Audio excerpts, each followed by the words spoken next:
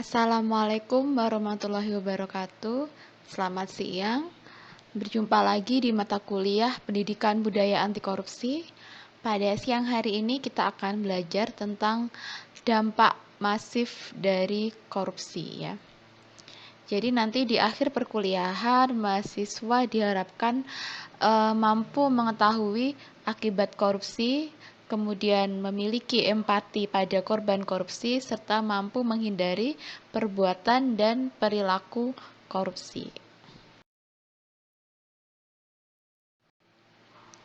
Nah, berbagai studi komprehensif mengenai dampak korupsi terhadap ekonomi serta berbagai jenis variabel lainnya telah banyak dilakukan oleh banyak pihak. Salah satunya adalah oleh KPK.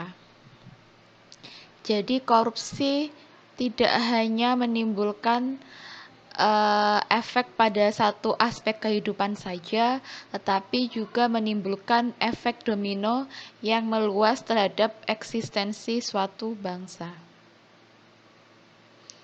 Meluasnya praktik korupsi di suatu negara akan memperburuk kondisi ekonomi bangsanya.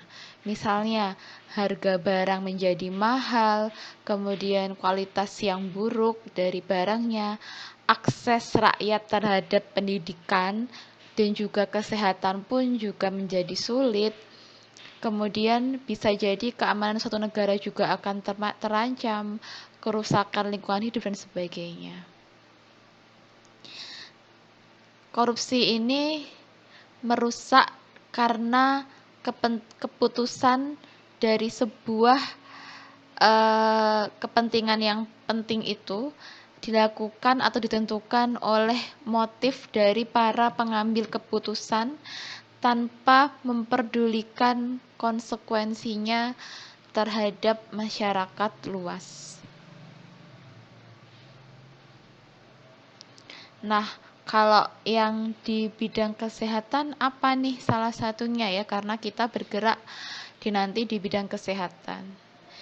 Jadi korupsi di bidang kesehatan akan meningkatkan biaya barang dan jasa di bidang kesehatan yang pada akhirnya kesemuanya harus ditanggung oleh konsumer atau rakyat. Nah, berbagai dampak masif dari korupsi yang merongrong berbagai aspek kehidupan kita dalam berbangsa dan bernegara akan kita uraikan satu persatu di perkuliahan pada siang hari ini. Ada 7 dampak korupsi, yaitu dampak ekonomi, dampak sosial dan kemiskinan masyarakat, dampak birokrasi pemerintahan, dampak politik dan demokrasi, dampak terhadap penegakan hukum, dampak kepada pertahanan dan keamanan, serta dampak pada kerusakan lingkungan. Yang pertama yang akan kita bahas adalah dampak ekonomi. Jadi korupsi merupakan salah satu dari sekian masalah yang mempunyai dampak negatif terhadap perekonomian suatu negara dan akan berpengaruh terhadap lemahnya investasi dan pertumbuhan ekonomi. Jadi ada studi yang dilakukan terhadap 106 negara yang menyimpulkan bahwa kenaikan 2 poin pada indeks persepsi korupsi akan mendorong peningkatan investasi lebih dari 4%. Jadi IPK ini digunakan sebagai referensi tentang situasi korupsi. Jadi IPK ini merupakan indeks gabungan yang mengukur persepsi korupsi secara global, yang merupakan gabungan yang berasal dari 13 data korupsi yang dihasilkan oleh berbagai lembaga independen yang kredibel. Jadi IPK itu digunakan untuk membandingkan kondisi korupsi di suatu negara terhadap negara yang lainnya. Kalau skornya 0 berarti negaranya sangat korup.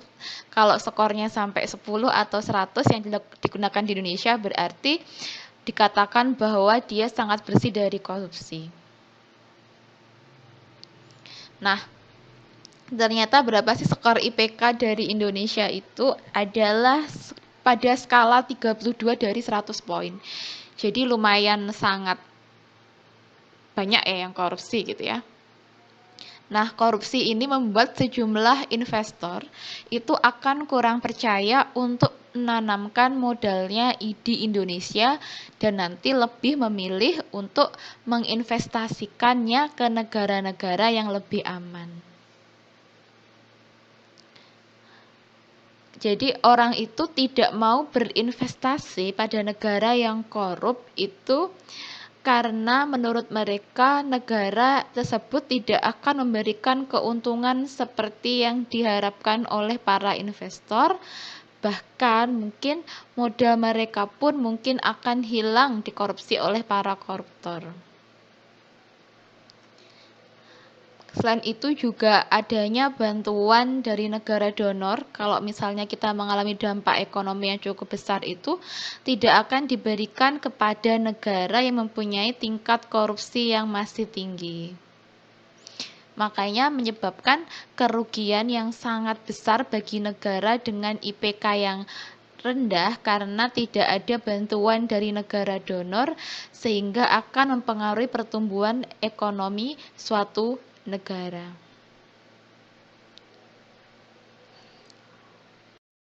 Dampak masif korupsi dari bidang ekonomi yang kedua adalah meningkatkan utang negara.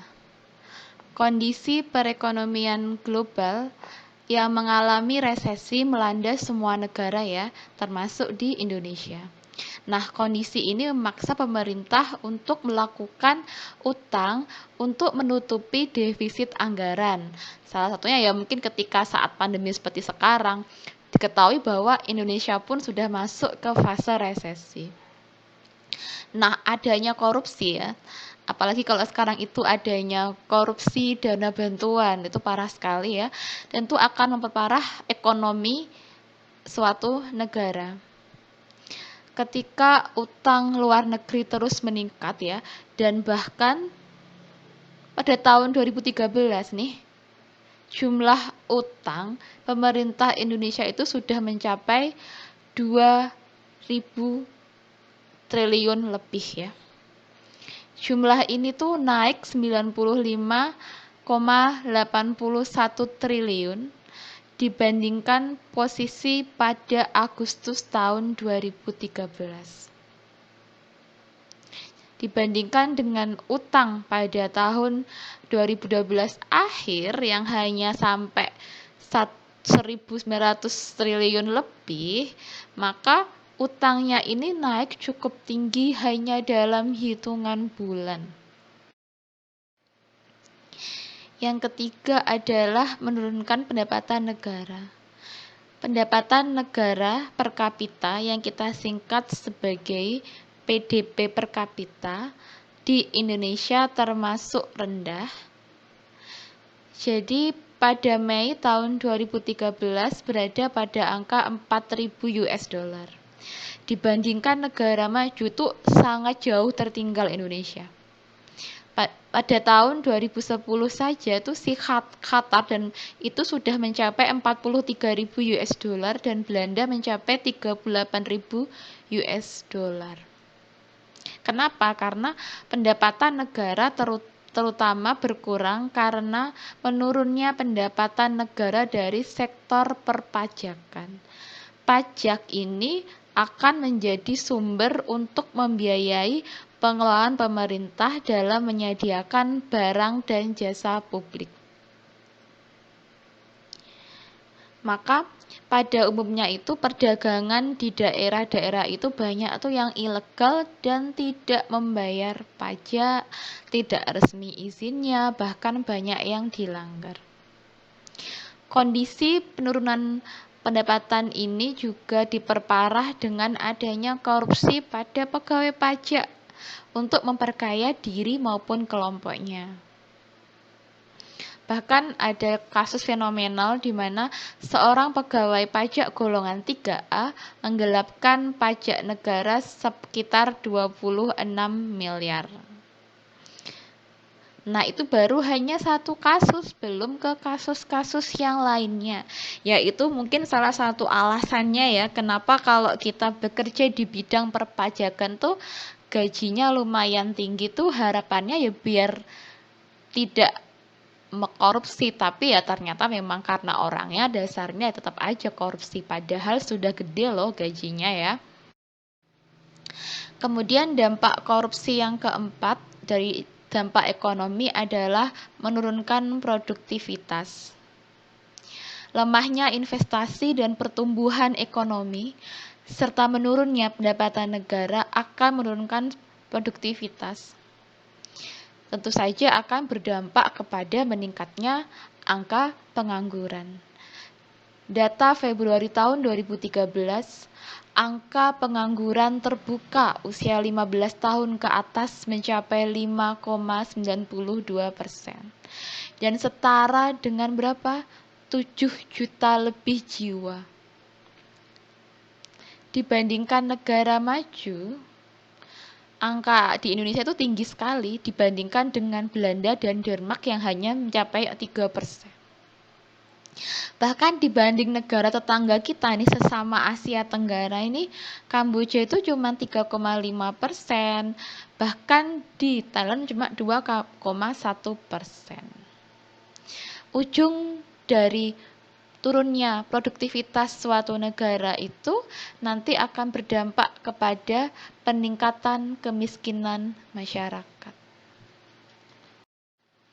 Nah, dampak masif korupsi yang kedua adalah dampak terhadap pelayanan kesehatan. Keberhasilan terhadap program-program kesehatan tidak ditentukan semata hanya kuantitas dari programnya, namun juga ditentukan oleh berjalannya sistem yang ada melalui kebijakan-kebijakan yang telah ditetapkan. Kewenangan dan kekuasaan serta adanya desentralisasi kebijakan pada masing-masing daerah akan menciptakan peluang-peluang KKN yang akan berdampak secara langsung maupun tidak langsung terhadap pelayanan kesehatan di masyarakat. Dampak korupsi di bidang kesehatan antara lain adalah tingginya biaya kesehatan, tingginya angka kematian ibu hamil dan ibu menyusui, tingkat kesehatan masih buruk, angka kematian atau mortalitas itu sangat tinggi dan cenderung meningkat dari tahun ke tahun. Laksono Trisnantoro yang dia itu fokus di pencegahan korupsi di sektor kesehatan itu secara khusus menyoroti dampak korupsi terhadap manajemen rumah sakit. Sistem manajemen rumah sakit yang diharapkan untuk pengelolaan lebih baik menjadi sulit dibangun ya apabila korupsi terjadi di berbagai level. Yang pertama adalah organisasi rumah sakit menjadi sebuah lembaga yang mempunyai sisi bayangan yang semakin gelap. Jadi mungkin yang bisa masuk bekerja di RS ya berarti orang-orang dalam atau keluarga-keluarga di rumah sakit itu gitu ya. Kemudian ilmu manajemen yang diajarkan di pendidikan tinggi itu menjadi tidak relevan karena sebagian besar dokter-dokter itu cenderung belajar ilmu eksak dan tidak diberikan pembekalan untuk menjadi seorang pemimpin yang baik atau menjadi seorang direktur. Yang ketiga adalah direktur yang diangkat karena kolusif. Misalnya harus bayar tuh kalau mau jadi direktur. Maka nanti akan sulit dihargai oleh manajemennya sendiri. Kemudian proses manajemen dan klinis di pelayanan kesehatan itu juga cenderung tidak seperti yang ada di buku teks kita waktu kuliah. Nanti lihat ya kalau bekerja di rumah sakit sama nggak sama yang kita ajar di kelas sama realita di lapangan. Akhirnya apa? Terjadi kematian ilmu manajemen apabila sebuah rumah sakit atau lembaga kesehatan sudah dikuasai oleh segelintir orang yang bisa mengguncang stabilitas suatu negara.